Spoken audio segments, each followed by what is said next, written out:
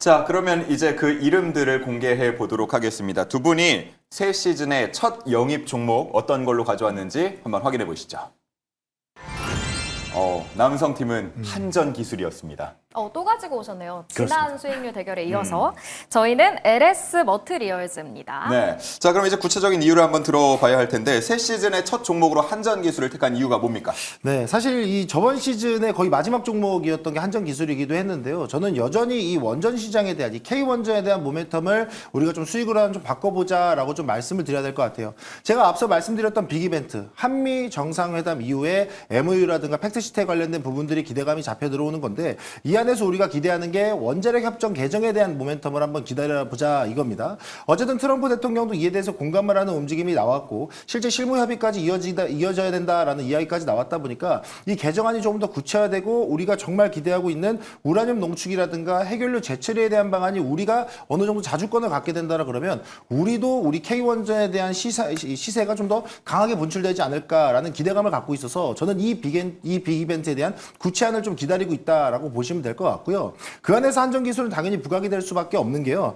이 해결료 사이클이라든가 이 설계, 해석, 엔지니어링 이런 기술들을 갖고 있는 게 한전기술인데 앞서 말씀드렸던 해결료 재처리에 대한 기술도 보유하고 있는 기업이고요. 우라늄 농축을 통해서 핵연료를 만드는 부분에 있어서에 대한 기술도 갖고 있는 게 바로 한전기술이죠. 그렇다 보니까 지금 이런 입장에서 한전기술은 그냥 겹수회가 계속 이어질 수밖에 없는 구간인데 오늘 또 뉴스가 나왔던 게 핵 추진 잠수함에 대한 부분들에 대한 논의가 다시 한번 또 이슈로 좀 다시 한번 좀 나왔어요. 그래서 장중에 크게 반등하지는 않았습니다만은 일부 이 원전 관련주가 반응하는 모습을 보였는데 이 핵 추진 잠수함에 대한 개발 논의가 이루어지는 부분에 있어서도 우리 K원전, 한전기술, 두산에너빌리티 이런 주요 기업들의 이 기술력이 크게 부각될 수 있다라는 것을 여러분들이 한번 주목해 보시면 좋을 것 같아요.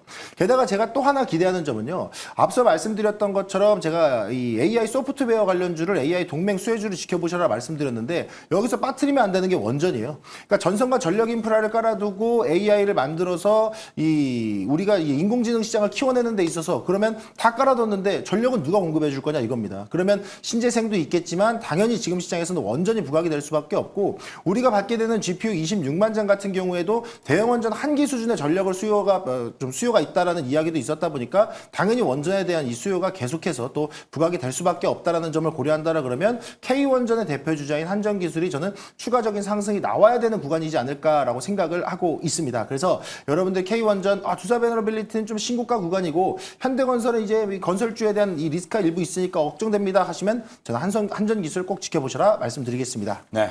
26만 장 창고에 쌓아둔다고 AI 기술력 발전하는 거 아니거든요. 이걸 그렇죠. 잘 돌려야 되는데 그러려면 이런 전력이 필요하다. 원자력, 한전기술 강조를 해 주셨습니다. 자, 오늘장 10만 원 부근에서 마감이 됐는데 가격 전략은 어떻게 세워볼까요? 네, 일단은 저는 오히려 이거는 가져오기 너무 좋고 나이스한 상황이다라고 생각이 드는 게요. 최근에 나름대로 고점을 높여가면서 12만 원 선 돌파를 할까, 이제 저항 구간을 소화하고 이 직전 고점을 넘어설까라는 기대감이 있었는데 이 시장의 원전에 대한 이슈가 나오고 나서 약간의 재료 소멸성에 있었는지 세로 물량들이 나오고 한 4거래일 정도 조정이 나왔어요. 그럼 지금 입장에서도 애프터마켓에서 약간 시장의 흐름에 의해서 밀린다라 그러면 저는 오히려 10만 원 선에서 한 9만 5천 사이에서 여러분들이 분할 매수 관점 보셔도 충분하지 않을까라고 보고 있고요.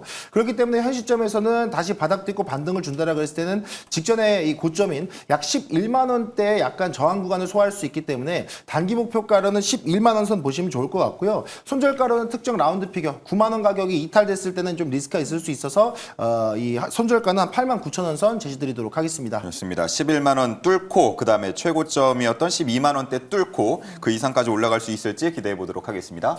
네, 저희는 LS 머트리얼즈를 가지고 왔는데 앞서 AI에 대해서 이야기를 해주셨잖아요. 전력 장비주 LS 머트리얼즈에 집중해야 하는 이유가 뭘까요?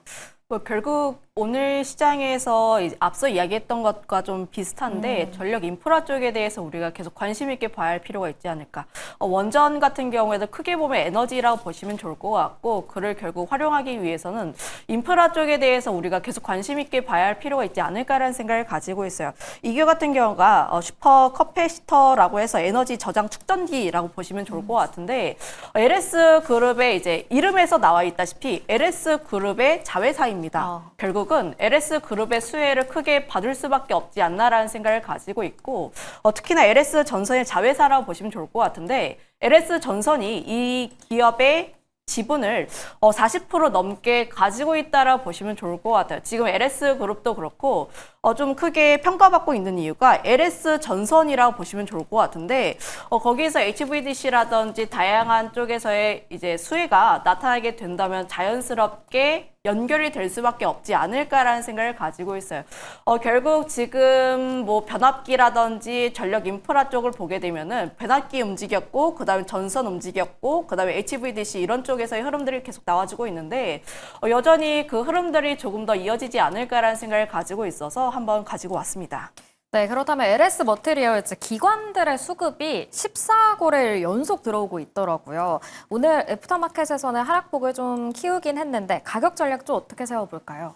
지금 아무래도 5일선과 11선을 닿으면서 계속 올라와주고 있는 모습들, 21선에서 좀 디드면서 계속 움직이고 있기는 한데 내가 만약에 접근을 하신다라고 하시면은 13,500원까지는 열어두시고, 물론 이제 시초가에 이제 편입이 되긴 하겠지만 시청하시는 분들께서는 그래도 분할적으로 한번 접근해 보신 게 맞지 않을까라는 생각을 가지고 있고, 목표가 같은 경우에는 16,000원 라인대를 제시 드릴 텐데 이 라인대가 이전 고점 라인대 부근이라고 보시면 좋을 것 같아요. 그래서 16,000원 라인대를 설정드렸고 손절가는 12,000원 라인대인데 지금 크게 보시면 21선을 뒤으면서 올라왔는데 안 닿았던 라인대가 61선 라인대라고 보시면 좋을 것 같아요. 보통 이렇게 정배열을 그리면서 올라가는 종목군들 같은 경우에는 안 닿았던 라인대를 깨게 되었을 때, 특히나 종가상으로 크게 깨게 되었을 때는 좀 차트가 무너질 수 있다까지도 한번 체크해 보시면 좋을 것 같습니다.